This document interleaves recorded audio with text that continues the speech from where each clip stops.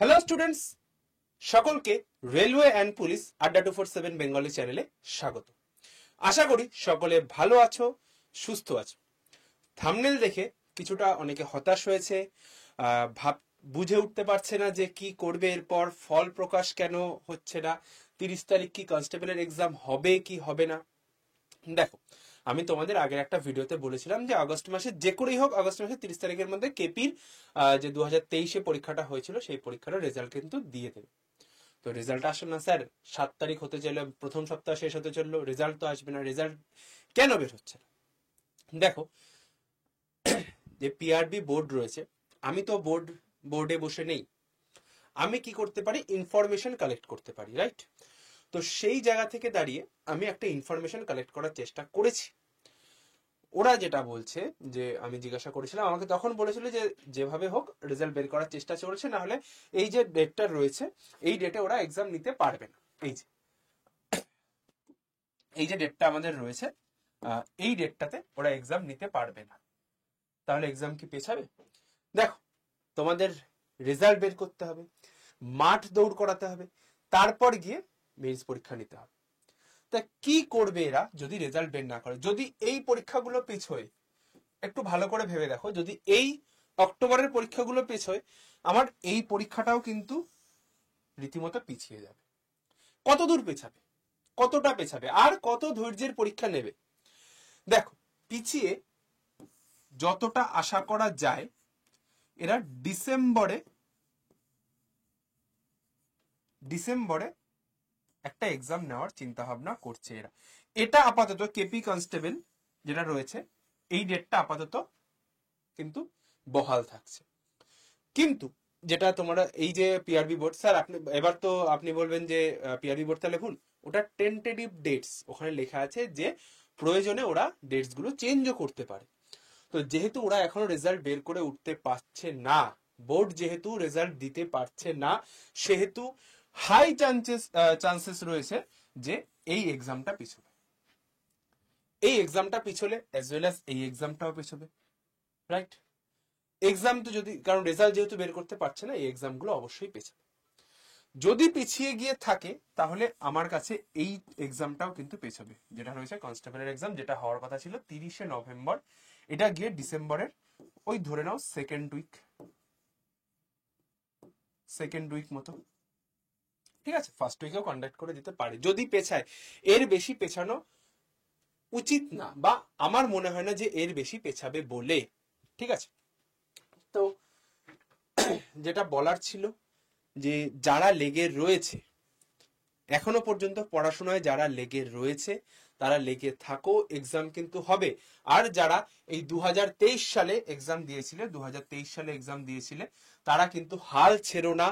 যে কোনো মুহূর্তে ফল প্রকাশ হতে পারে, যে কোনো মুহূর্তে ফল প্রকাশের পর কিন্তু তোমাদের একটু সময় দেবে না, ডিরেক্ট তোমাদের মাঠে ডাকবে, রাইট? তো মাঠে যখনই তোমাদের ডেকে নেবে তার পরপরই কিন্তু মেইনস পরীক্ষা তোমাদের ডিক্লেয়ার করে দেবে। তা মেইনস পরীক্ষা যখনই ডিক্লেয়ার হয়ে যাবে, সেটাও কিন্তু তারপরের যে প্রসেসগুলো থাকবে সেগুলোতে কিন্তু খুব একটা সময় তোমাদের দেবে না। তারও যে কারণ রয়েছে কেন দেবে না, কেন কি প্রসেস, আর নতুন ভ্যাকেন্সির যে বিষয়গুলো রয়েছে সমস্ত কিছুই। কারণ দেখো, আমাদের কি রয়েছে 2026 সালে, আমাদের 2026 সালে কি রয়েছে? আমাদের ইলেকশন, রাইট? এটা একটা ভাইটাল সিচুয়েশন। যে কোনো সরকার টিকে থাকতে গেলে আমাদের যুব সমাজকে দরকার, রাইট?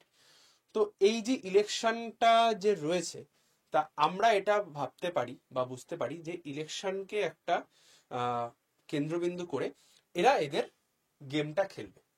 ঠিক আছে, যে ইলেকশনের আগে আমরা কিছুটা প্রসেস করিয়ে রাখি, বাদ বাকিটা ইলেকশন চলতে চলতে বা যে করে হোক আমরা করিয়ে নেব। ঠিক আছে, তো একটা হাই চান্সেস থেকে যাচ্ছে যে এই এই যে জিনিসটা আমাদের সামনে রয়েছে, ঠিক আছে, এটা একটা হাই চান্সেস যে এটাকে সামনে রেখে আমরা পড়াশোনায় জোর দিতে পারি, যে যাই হয়ে যাক ইলেকশন যেহেতু রয়েছে রিক্রুটমেন্ট হবেই। ঠিক আছে, ইভেন আমার মনে হচ্ছে যে আগামী বছরই তোমাদের নতুন রিক্রুটমেন্ট, অর্থাৎ ডব্লিউপি কেপি কনস্টেবলের নতুন রিক্রুটমেন্টও কিন্তু, বা এক্সাইজ কনস্টেবলের নতুন রিক্রুটমেন্ট কিন্তু ঘোষণা হয়ে যাবে। ঠিক আছে, তো যারা যারা পড়াশোনা থেকে দূরে সরে আছো তাদের রিকোয়েস্ট করব যে পড়াশোনাটা ছেড়ো না, পড়াশোনাটার সাথে থাকো। যা হোক, যতটা কষ্ট হোক, এতটা কষ্ট যখন আমরা সহ্য করে নিয়েছি, আশা করি আর এইটুকু কষ্টও আমরা সহ্য করে নিতে পারবো। ঠিক আছে, তো যেটা বলার ছিল সমস্ত কিছুই তো বলে দিলাম। দেখো এখানে আমিও পিআরবি বোর্ডে নেই, তুমিও পিআরবি বোর্ডে নেই। আজকে তুমি আমার ভিডিওর থাম্বনেল দেখে বা কিছু একটা করে এসে তুমি আমাকে নেগেটিভ কমেন্ট করতেই পারো, স্যার আপনি তো এই নিয়ে ভিডিও করেছেন, বা আপনি বলেন স্যার এই কথাগুলো তো আমরাও জানি, কেন এসে আপনি ভিউজ বাড়াচ্ছেন বা আপনি আপনার চ্যানেলে ভিউজ নেওয়ার জন্য চেষ্টা করছেন। ব্যাপারটা সেরকম নয়। ব্যাপারটা হচ্ছে আমি শুধু এইটুকুই তোমাদের আশ্বাস দিচ্ছি যে আমি তোমাদের পাশে রয়েছি। দেখো যে কোনো মুহূর্তে কিন্তু এই কেপি এসআই রেজাল্টটা বের হয়ে গেলে বাদ বাকি কিন্তু জিনিসগুলো একদম ঝড়ের গতিতে হয়ে যাবে। এটুকু তোমাদের বলতে পারি যে বাদ বাকি যা হবে তারপরে আর কিন্তু কোনো দিকে ফিরে তাকাতে হবে না, exam exam exam exam exam, ব্যাস তোমাদের এটুকু আমি বলতে পারি। বোঝা গেল? তাহলে যারা যারা প্রিপারেশনে নেই, যারা যারা এখনো পর্যন্ত মনে করছে যে এক্সাম হবে না, হোর কি হবে, পড়ে যাই, কাজ বাজে ঢুকে যাই, তাদেরকে বলছি প্লিজ তোমরা পড়াশোনায় ফিরে এসো, এক্সাম হবে। একটুখানি, বেশি না, এই 6-7টা মাস নিজেদের একটু কষ্ট করো, দরকার হয় ডাল ভাত নুন ভাত যা হয়ে খেয়ে হোক থাকো, একটু পড়াশোনা করো, চাকরি তোমরা পাবেই। ঠিক আছে, এবার চাকরি পাবার প্রসেস, স্যার চাকরি পাওয়ার জন্য পড়াশোনা, স্যার পড়াশোনা তোমরা যারা মনে করছো যে আমরা আর্থিক দিক থেকে দুর্বল, যারা মনে করছো যে আমি করতে পারছি না এতে ক্লাস, পেইড ব্যাচে ক্লাস আমি করতে পারছি না, আমি পয়সা দিয়ে নিতে পারছি না, তাদের জন্য ইউটিউবে ফ্রি ক্লাস রয়েছে। আমি শুধু আগে রিজনিং করাতাম, এখন সোম বুধ শুক্র অঙ্ক করাবো এবং মঙ্গল বৃহস্পতি শনি আমি তোমাদের রিজনিং করাবো। ঠিক আছে, সমস্তটা আমি বলেও দিচ্ছি। চলো, আর কি থাকবে তোমাদের জন্য আমি লিখেও দিচ্ছি। মানডে, ওয়েডনেসডে আর ফ্রাইডে, এই 3 দিন হবে ম্যাথ, আর এদিকে টুয়েসডে, থার্সডে আর স্যাটারডে, এই 3 দিন হবে হচ্ছে রিজনিং। ঠিক আছে, এগুলো হচ্ছে ইউটিউবে এই চ্যানেলেই। টাইম টাইম কখন স্যার? টাইম হচ্ছে দুপুর 3টে থেকে। এই গেল।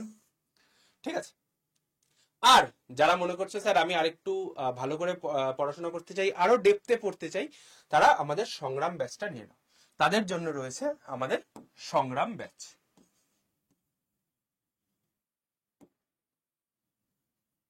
ঠিক আছে, সংগ্রাম ব্যাচ রয়েছে, আসো ওখানে দেখবে কেমন ভাবে ডিটেলে টপিক বুঝিয়ে চ্যাপ্টার আমরা ক্লোজ করছি।